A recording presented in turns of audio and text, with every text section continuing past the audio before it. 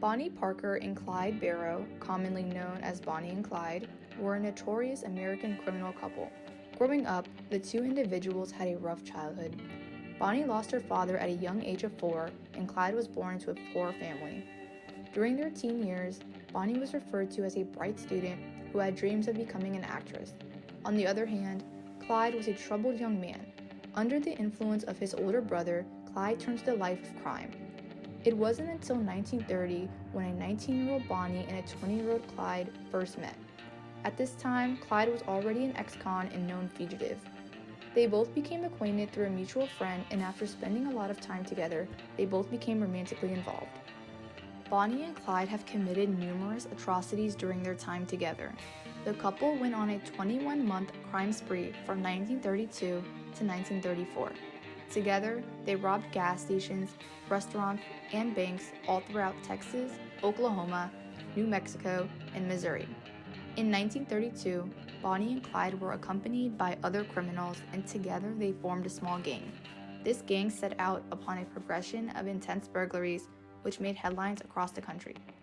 By 1933, all the members of the gang, except for Bonnie and Clyde, were captured or killed by police. Seeing that they were the only people who were not caught, the couple continued on with their crime spree. After their long run of committing heinous crimes throughout the nation, Bonnie and Clyde finally met their demise. On May 23, 1934, authorities were able to ambush and capture Bonnie and Clyde in a small town. The duo never knew they were being traced, therefore, they did not have a chance to fight back. Police pumped more than 150 rounds of bullets at the couple's vehicle, which resulted in them sustaining fatal injuries. Both of their bodies were discovered in the front seat of a bullet-riddled car, and they were found leaning together. Edward Theodore Gan, also known as the Plainfield Ghoul, was born and raised in a small farm in Plainfield, Wisconsin on August 27, 1906. George Gan, Ed's father, died at the age of 66 due to heart failure resulting from alcoholism on April 1, 1940. Because of this, Ed and his brother Henry decided to acquire odd jobs around their community to gain the title of the community caretakers, handymen, as well as the family breadwinners. As time progressed, Ed Gein's criminal footprint began to take shape. On May 16, 1944, Henry and Ed were burning marsh on their property when fire got out of control and created a disconnect between the brothers. Ed Gein reported his brother missing to the then-present local fire department, and after some hours, Henry was found lying face down on the property. After further investigation, it appeared as though Henry had died of heart failure, seeing as his body was unharmed otherwise, and that he had been gone for an incessant amount of time once he was located. It was later reported by biographer Harold Schechter that Henry had bruises on his head, but the police dismissed any possibility of foul play, and his cause of death was later listed as asphyxiation without an autopsy. Henry's death left Ed and his paralyzed mother, Augusta, alone. Augusta was paralyzed as a result of a stroke that she had shortly after Henry's death. Ed and his mother were extremely close. He even referred to her as his only friend and his one true love. So he devoted himself to taking care of his mother until her death on December 29, 1954. The death of his mother took a huge toll on Ed, so much so that he began to study newspapers to find locations of the recently deceased, where he would then rob the graves of the bodies of women who resembled his mother.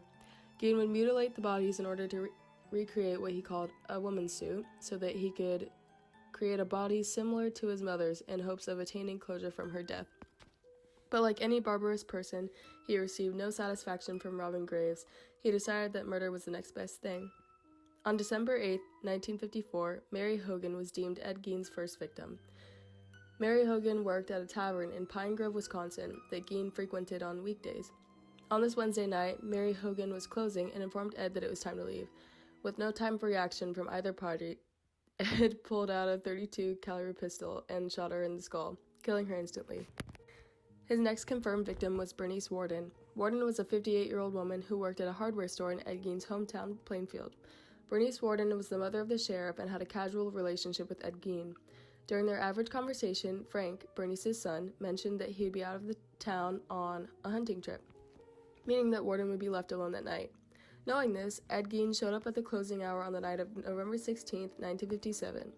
As Bernice was closing shop, Ed hid in the back of the store and waited to be noticed. Once they made eye contact, he shot Bernice directly in the head with a .22 caliber rifle, which also killed her instantly.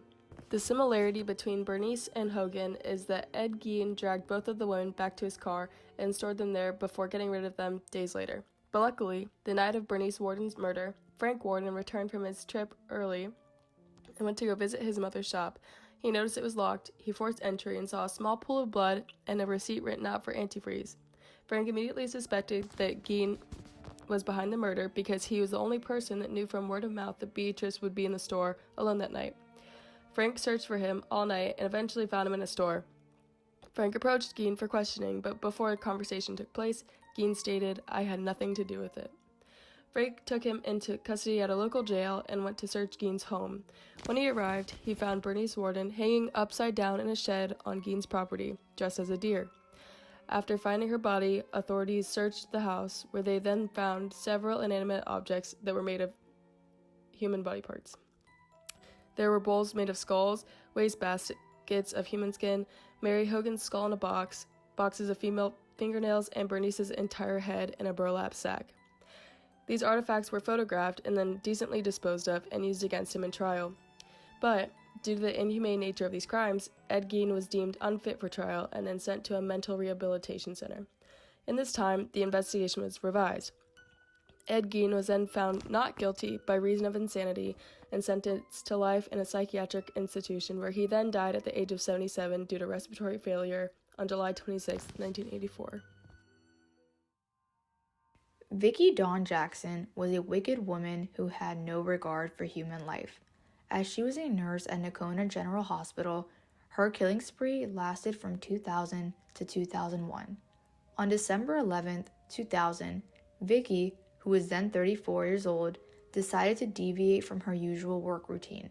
She stole multiple syringes from the hospital's drug cart, which contained mivacurium chloride. This is a drug that paralyzes the respiratory system. Once she had her murder weapon, she began roaming the hospital's hallways to find victims. Jackson was extremely organized when she would plan out her murders. What is very strange is that the majority of people Jackson murdered were people she knew. Practically each of her murders were residents she'd known. Jackson's victims consisted of old occupants from her former jobs, neighbors who lived a couple of blocks away, and even guardians of companions that she had known since she was a young girl. There are 10 confirmed victims. However, law enforcement believe that there are as much as 20. When asked why she committed such horrifying acts, Jackson never offered an explanation. It seemed as though she enjoyed killing people for no reason. Overall, Vicki Don Jackson's killing spree lasted from 2000 to 2001. Before Vicki Don Jackson was apprehended by police, she was first fired from Nocona General Hospital in February of 2002. The hospital found it odd that patients who were relatively healthy were dying all of a sudden. They were able to realize that the drugs went missing on a specific shift. Police were immediately notified and an investigation was underway. It wasn't until 61-year-old Donnelly Reed made a shocking claim. He claimed that Jackson had injected him with an unknown drug into his IV tube, and that the only reason he was alive is because another nurse found him before it was too late. Jackson was apprehended by police on July 16, 2002. After put on trial, Jackson pleaded no contest to 10 capital murder charges. Till this day, Jackson remains imprisoned at the Christina Milton Crane Unit in Gatesville, Texas.